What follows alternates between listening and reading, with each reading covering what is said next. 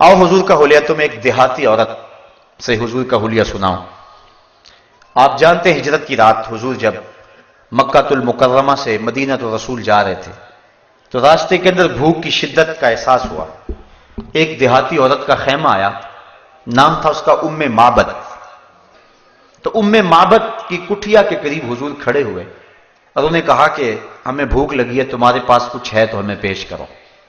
उसने कहा कि मैं एक अरब खातून हूं, मेहमानों की खिदमत करके कल भी हमें मुसरत होती है, लेकिन इस वक्त इत्तेफाक ऐसा है कि हमारे पास आपको पेश करने के लिए कुछ भी नहीं है।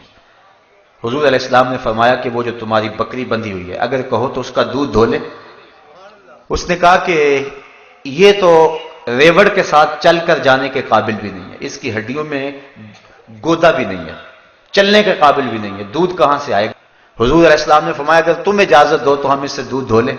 उसने हंस के कहा मुझे क्या इतराज हो सकता है, अगर ये दूध देती है तो मुझे क्या इतराज हो सकता है। हजरत अबू बकर सिद्दीक रज़ियल्लाहु ताला अन्हु ने वो बकरी खोली, हुजूर के सामने खड़ा किया। आपने अपना दस्ते करम उस बकरी की पुश्त पे फेर दिया। बकरी ने अपनी टांगें चौड़ी कर दी और उसकी खीरी में दूध उतर आया। आका करीम ने धोना शुरू कर दिया। उम्मे माबद जो बर्तन पेश किया वो भर गया। कहा और बर्तन लाओ। वो बर्तन लाई, वो भी भर गया। घर के जितने बर्तन थे दूध से भर गए। लगता था अल्लाह ने उस बकरी के थनों का ताल्लुक हौज़े कौसर की नहरों से जोड़ दिया है। हुजूर ने खुद भी पिया, हज़रत सैयदना सिद्दीक़ अकबर ने भी पिया और उम्मे माबद ने भी पिया। उसका एक बच्चा घर था, उसने भी पिया। हुजूर ने दुआ दी और चले गए। उम्मे माबद को इस खुशी के आलम में हुजूर का नाम पूछना याद ना रहा। जब शाम को अबू माबद, उम्मे माबद का शौहर, बकरियों का रेवड़ लेकर वापस आया तो अपनी कच्ची कुल्ली पे नूर बरसता देखा। एक बार वो जिधर से गुजरे हैं नसीर, 1000 बार उधर से बहार गुजरी। और अगर इसी बात को नशूर वाहदी का लहजा दूं तो उसने हद कर दी। चंद लम्हों के लिए ठहरे थे तुम जिस पेड़ के नीचे, चंद लम्हों के लिए ठहरे थे तुम जिस पेड़ के नीचे, सुना है आज तक उस पेड़ का साया महकता है। अबू माबद जब शाम को घर आया, कच्ची कुल्ली पे नूर बरसते देखा। कहने लगा कि आज ये माहौल बदला बदला है, क्या बात। तो उम्मे माबद ने कहा कि हमारे घर में एक शख्स आया था। अब उम्मे माबद को हुजूर का नाम पूछना याद नहीं रहा था। उसने अपने तौर पे हुजूर का नाम रख लिया और उसने कहा हमारे घर में मुबारक आया था। और फिर उम्मे माबद हुजूर का हुलिया बयान कर दिया। एक देहाती सी औरत है, मैं वो सारे लफ्ज तो बयान नहीं कर सकूंगा, वो एक लंबी हदीस है, लेकिन चंद लफ्ज उम्मे माबद के आपके सामने रखूंगा कि उस बादिया नशीन खातून ने हुजूर का नक्शा कैसे खींचा और कैसे हुजूर का हुलिया बयान किया।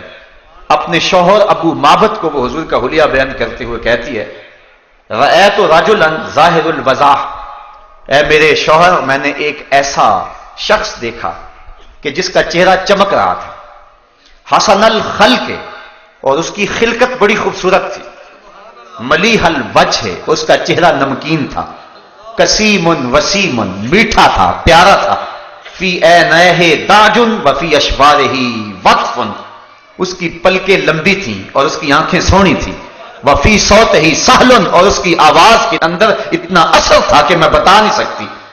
उसने हुजूर के हुलिये में एक लंबी गुफ्तगू की, लेकिन आखिरी 2 लफ्ज जिसके लिए मैं ये हदीस पढ़ने लगा हूं और आपको लुत्फ आ जाएगा, मैं कहता हूं सारी नस्लें उम्मे माबद के इन 2 जुमलों पे कुर्बान। उसने जो हुजूर का हुलिया और हुजूर का नक्शा खींचते हुए बयान की, उसने कहा मेरे शौहर जाहिरुल वज़ात, वो चमकदार रंग का मालिक था, मलीहल वजह, नमकीन हुस्न का मालिक था, कसीमुन वसीमुन, अल्लाह अकबर, वो उसकी आंखों में चमक थी, उसकी पलकें लांबी थी, उसके अबरू जुड़े हुए थे। एक एक चीज बयान की और आखिर में उम्मे माबद ने जो हुजूर के नक्शे को अपने शौहर अबू माबद के सामने रखा, वो लफ्ज सुनिए। उसने कहा अब हन्ना से व अजमलहुम मिन बईदिन व अहलाहुम व अहसनुहुम मिन करीबिन, ऐ अबू माबद क्या पूछता है कि वो मुबारक कैसा है, तुझे 2 लफ्जों में उसका नक्शा ना बताऊं कि वो कैसा था। कहा अबू माबद जब वो दूर से आ रहा था तो बड़ा सोहना लगता था, जब करीब आ गया तो और सोहना लगता था। जब दूर था तो सोहना लगता था। कुछ लोग दूर होते हैं तो अच्छे लगते हैं, लेकिन करीब आके बात कुछ और होती है। وہ کیا کسی نے کہا، اس کے لہجے میں یوں تو برف تھی لیکن جو چھو کے دیکھا تو ہاتھ جل گئے.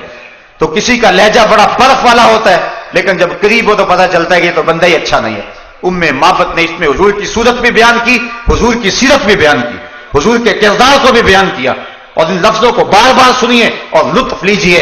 اس نے کہا ابو معبد میں کیا بتاؤں کہ وہ مبارک کیسا تھا. ابہ الناس واجملہم من بعید واحلاہم واحسنہم من قریب.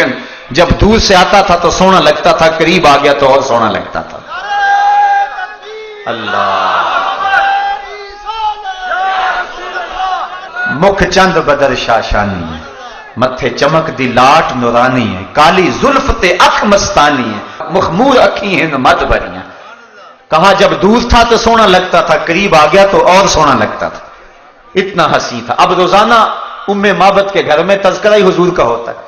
شام کو جب ابو معبد بکریوں کا ریوڑ لے کر کے آتا ہے تو معبد کھانا لے کے آتی ہے.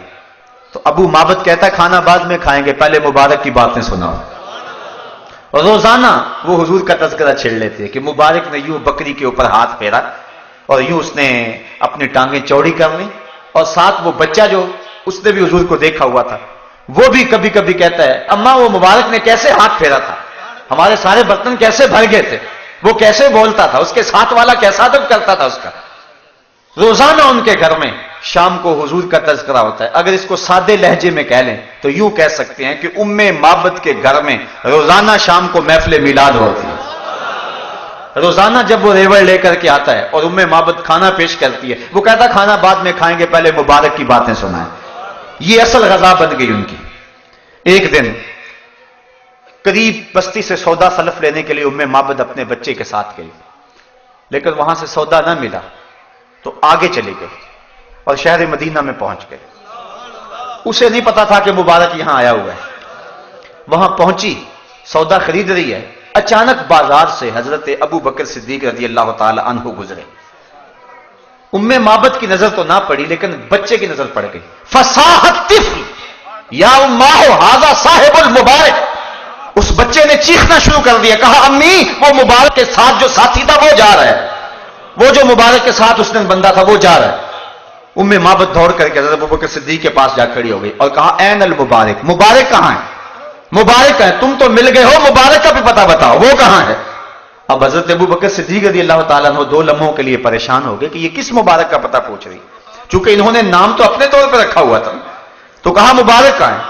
حضور سیدنا صدیق اکبر نے فرمایا کیا پوچھ رہی ہے.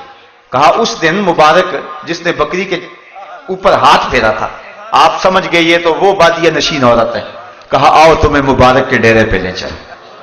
حضور علیہ السلام سینے مسجد نبوی میں بیٹھے ہوئے تھے تو معبد اور اس کا بچہ حضرت ابوبکر صدیق کے ساتھ جا رہے ہیں. جب حضور پہ نظر پڑی تو بچے نے کہا اے امی وہ دیکھو مبارک بیٹھا ہوا ہے. اور پھر حضور علیہ السلام کی صحبت میں انہوں نے کچھ وقت گزارا اور ایمان کی دولت نصیب ہوئی اور واپس پلٹ آئے. شام کو جب معبد بکریوں کا ریوڑ لے کر واپس پلٹا تو کچی کلی پہ پھر دوبارہ نور برستے دیکھا. تو معبد سے پوچھتا ہے آج مبارک پھر آیا تھا، آج مبارک پھر گزرا تھا.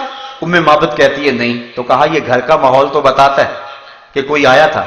کہا مبارک تو نہیں آیا، ہم مبارک کو دیکھ آئے ہیں، ہم مبارک کو مل آئے ہیں. کہنے لگا جلدی بتاؤ کہاں رہتا ہے. کہا جس کو دنیا محمد کہتی ہے اسے ہم مبارک کہتے ہیں. اللہ اکبر. حضرت معبد کی وہ بکری عام الرماد تک زندہ رہی. اور یہ حضرت عمر فاروق کے دور خلافت میں عام الرماد آیا تھا. عام الرماد تک زندہ رہی اور عام الرماد تک مسلسل دودھ دیتی رہی. اور علماء کہتے ہیں، سیرت نگاروں نے لکھا ہے کہ اس ڈیرے پر جتنے بھی گھر تھے سارے اس بکری کے دودھ کی کھیر بنا کے کھاتے تھے اور پھر بھی ختم نہیں ہوتی تھی. اور وہ کتنے سال زندہ رہی، مسلسل دودھ دیتی رہی، کیونکہ اس کے اوپر حضور کا ہاتھ جو آ گیا تھا. تو وہ عرض کرتی ابہ الناس واجملہم من بعید واحلاہم واحسنہم من قریب. میں کیا بتاؤں کتنا سونا ہے، دور سے بھی سونا تھا، قریب سے بھی سونا ہے.